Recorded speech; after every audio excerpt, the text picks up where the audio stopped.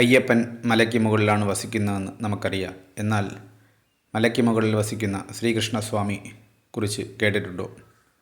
ഈ വീഡിയോയിലൂടെ ഞാൻ പരിചയപ്പെടുന്നത് മലയ്ക്ക് മുകളിലുള്ള ഒരു ശ്രീകൃഷ്ണസ്വാമി ക്ഷേത്രമാണ്. ക്ഷേത്രത്തിൻ്റെ പേര് ശ്രീചക്രപുരം ശ്രീകൃഷ്ണസ്വാമി ക്ഷേത്രം. ഈ ക്ഷേത്രം സ്ഥിതി ചെയ്യുന്നത് ഒരു വലിയ പാറയ്ക്ക് മുകളിലായതിനാൽ ഇത് പാറക്കോവിൽ എന്ന പേരിലും അറിയപ്പെടുന്നു.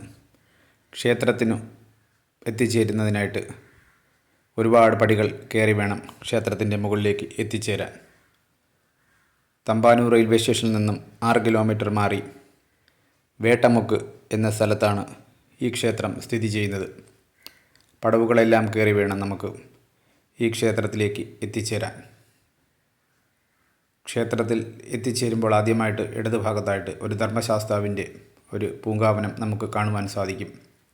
പാറയ്ക്ക് മുകളിൽ അത്ഭുതമെന്ന നിലയ്ക്ക് വൃക്ഷങ്ങളും മരങ്ങളുമെല്ലാം നമുക്കിവിടെ കാണാൻ സാധിക്കും. ഈ പാറയ്ക്ക് മുകളിൽ ഇങ്ങനെ വൃക്ഷങ്ങൾ, അതായത് പൂച്ചെടികളൊക്കെ നിൽക്കുന്നത് നമുക്കൊരു അത്ഭുതമായി തന്നെ നമുക്ക് അനുഭവപ്പെടും. ഇതൊന്ന് നമ്മൾ നേരിട്ട് അനുഭവിച്ചറിയേണ്ട കാര്യം തന്നെയാണ്. ക്ഷേത്രത്തിനുള്ളിലേക്ക് ഉടനീളം ഉയർച്ച താഴ്ചകളോട് കൂടിയ പടവുകളാണ്. അതിനാൽ വളരെ ശ്രദ്ധിച്ചു വേണം ക്ഷേത്രത്തിനുള്ളിലേക്ക് കടക്കുവാൻ. ഇത് വിശ്വഹിന്ദു പരിഷത്ത് ദേവസ്വത്തിൻ്റെ കീഴിലാണ് ഈ ക്ഷേത്രം സ്ഥിതി ചെയ്യുന്നത്.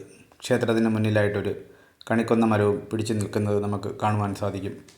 ഇതാണ് ഭഗവാന്റെ നടയിലേക്ക് പോകുന്ന വഴി. ക്ഷേത്രനട അടച്ചിരുന്നതിനാൽ എനിക്ക് ദർശനഭാഗ്യം ലഭിച്ചില്ല. തീർച്ചയായും നിങ്ങൾ എല്ലാവരും പോയി ഈ ക്ഷേത്രത്തിൽ ദർശനം നടത്തേണ്ടതാണ്.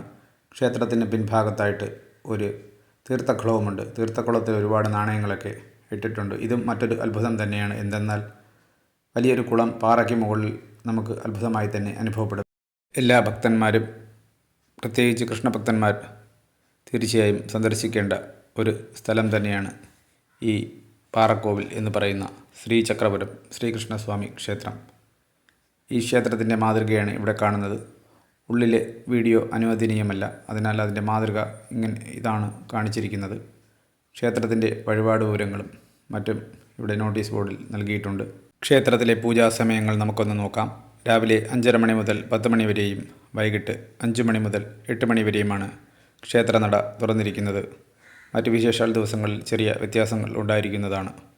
ക്ഷേത്രത്തിൽ നോക്കുമ്പോഴുള്ള ദൂരക്കാഴ്ചയാണ് ഇത്. തിരുവനന്തപുരം സിറ്റി മുഴുവനും നമുക്ക് വളരെ വ്യക്തമായി തന്നെ ഈ മലയ്ക്ക് മുകളിൽ നിന്ന് നമുക്ക് കാണുവാൻ സാധിക്കും. നല്ലൊരു വ്യൂ പോയിൻ്റ് കൂടിയാണ് ഈ ക്ഷേത്രം. തമ്പാനൂർ ഭാഗത്തു നിന്ന് വരുന്നവർ പൂജപ്പുര വഴി തിരുമലയിലെത്തി വേട്ടമുക്ക് റോഡിൽ പ്രവേശിക്കുക. അതിനുശേഷം റോഡിൻ്റെ വലതുഭാഗത്തുള്ള ക്ഷേത്ര ആർച്ച് നമുക്ക് കാണുവാൻ സാധിക്കും. ആർച്ചിനുള്ളിലേക്ക് പോകുന്ന റോഡ് എലിപ്പോട് വലിയുള്ള റോഡാണ്. അതുവഴിയാണ് നമുക്ക് ക്ഷേത്രത്തിൽ എത്തിച്ചേരാനുള്ളത്. ക്ഷേത്രത്തിൽ പോകുന്നതിനും വരുന്നതിനുമായിട്ട് ഒരേ ഒരു വഴി മാത്രമേ ഉള്ളൂ. ക്ഷേത്രത്തിന് മുകളിലായിട്ട് അക്ഷയ എന്ന് പറയുന്നൊരു സദ്യാലയവും ഉണ്ട്.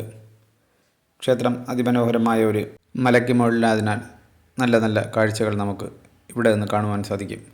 ഈ പടവുകൾ ഇറങ്ങി വേണം എനിക്ക് തിരിച്ച് ക്ഷേത്രത്തിൽ നിന്ന് പുറത്തേക്ക് പോകുവാനായിട്ടുള്ളത്. പണ്ടുകാലത്ത് ഇത്രയും പാറകൾ ഉപയോഗിച്ച് ഒറ്റക്കല്ലിൽ തീർത്ത മണ്ഡപങ്ങളെല്ലാം എങ്ങനെ ഇവിടെ പണി കഴിപ്പിച്ചു എന്നുള്ളത് അത്ഭുതം തന്നെയാണ്. അന്ന് JCB ക്രെയിനോ ഒന്നും ഇല്ലായിരുന്നു. എന്നിരുന്നാലും അന്നും